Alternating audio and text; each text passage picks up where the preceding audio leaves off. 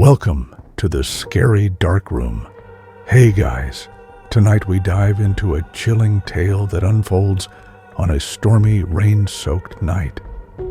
Imagine yourself at home, alone, with the sound of the rain tapping against the windows and thunder rolling through the distance. The kind of night where the shadows in the corners seem to stretch longer and every creak of the house feels amplified. That's where our story begins. Before we get deep into the story, take a moment to like and subscribe to the video. And as always, I want to know, where are you watching from and what time is it right now where you live? Drop it down in the comments, because maybe your night is about to get a little darker. The rain had started just after dusk. First, a light drizzle, then a steady curtain of water pouring from the sky. Sarah was home alone, her parents away for the weekend, leaving her in charge of the quiet suburban house. She had planned for an evening of comfort, a blanket, a cup of hot tea, and a movie humming in the background. But as the storm grew louder, the cozy silence began to twist into something uneasy. The house was old, filled with little groans and sighs that she had grown used to. But tonight, every sound seemed sharp, deliberate. The wind whistled against the edges of the windows, and the trees outside scratched their branches across the siding. Sarah tried to focus on the movie, but her eyes kept drifting to the glass panes, where the rain streaked down in long rivulets, distorting the outside world into shadowy shapes. When the first knock came, it was so soft that she almost mistook it for part of the movie. A faint tapping, quick, like fingers against wood. She muted the TV and held her breath, listening. It came again, louder this time, from the back door. Her heart thudded. Who would be out in this storm? She walked cautiously through the dimly lit hallway, her socks whispering against the floorboards. She flicked on the back porch light, but the rain had fogged the glass, and all she could see was a warped blur of movement. She didn't open the door. Instead, she stood frozen, waiting. The tapping stopped.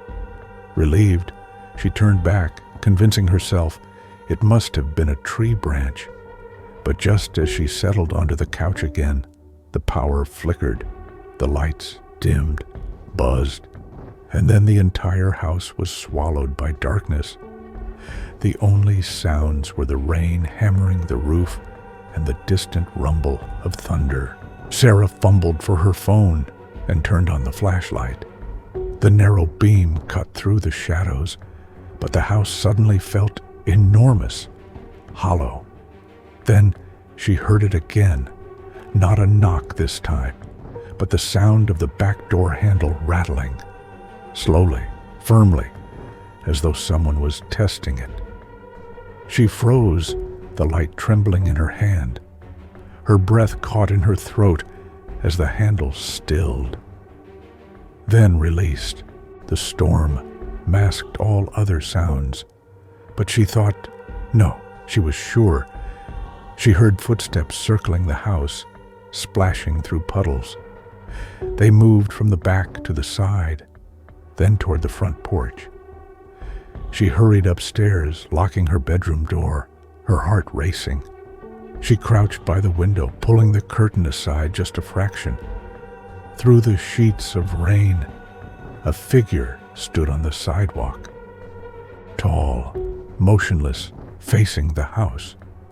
She couldn't make out a face, just the pale outline of a person, soaked, standing too still for comfort. Lightning cracked across the sky, and for a split second, she thought she saw the figure's head tilt upward, staring directly at her window. She ducked back, trembling, her phone clutched tight. She considered calling the police, but when she tried, the call failed. The storm must have knocked out the signal. Minutes passed, agonizingly slow. She sat in silence, straining to hear beyond the storm. Then came a sound she'll never forget. The groan of the front door hinges opening. Her blood turned to ice. She knew she had locked it earlier. The storm howled, covering the creak of footsteps entering the house. But she felt it. Someone was inside. She backed away from the door, trying to silence her breathing. Downstairs, floorboards whispered under the weight of slow, deliberate steps. She imagined the figure dripping rain onto the carpet, moving from room to room, searching. The house seemed alive with dread, every wall pressing closer. Her bedroom door was the only barrier left. She pressed her ear against it, the wood cold against her skin. The footsteps paused at the bottom of the stairs. Then, one by one, they began to ascend. Each step was slow, heavy, like the person wanted her to hear. Sarah's hands shook violently as she held the flashlight. The beam quivered across the ceiling as the sound of the footsteps reached the landing. Silence. Then a faint sound, something dragging across the floor. Not footsteps now, but a scraping noise like metal against wood. Her phone buzzed suddenly, vibrating in her hand, and she nearly screamed. A notification lit the screen, a message. No number, no name, just one sentence. "Why are you hiding?" She dropped the phone, her pulse exploding in her ears. She wanted to scream, but no sound came. She grabbed the flashlight and aimed it at the door, waiting for the handle to turn, for the wood to splinter. But it didn't. Instead, the sound of dragging moved past her room, down the hall, slowly, deliberately, as though the intruder wanted her to follow. She stayed perfectly still, teeth clenched, fighting the urge to cry. Then the sound stopped altogether. Silence, except for the storm. She waited. 5 minutes. 10 minutes. Nothing. Finally, she dared to crack the door open. The hallway was empty. Dark. Her flashlight's beam caught the carpet, wet with footprints, muddy, smeared, leading away from her door. They ended at the window at the end of the hall, a window that now stood wide open, rain pouring in. Sarah's chest tightened. Whoever had been there had gone, or so she thought. She turned back into her room to grab her phone, and that's when she froze.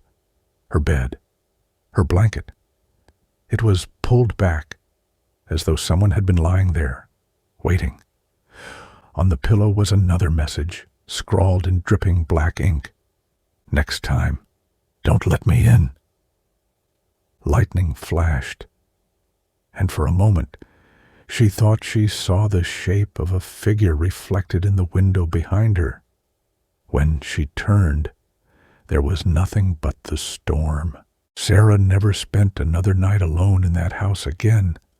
Some say the figure never really left, that it's still out there, watching, waiting for the sound of rain on glass to mask its return. If this story chilled you, don't forget to subscribe to The Scary Dark Room for more terrifying tales.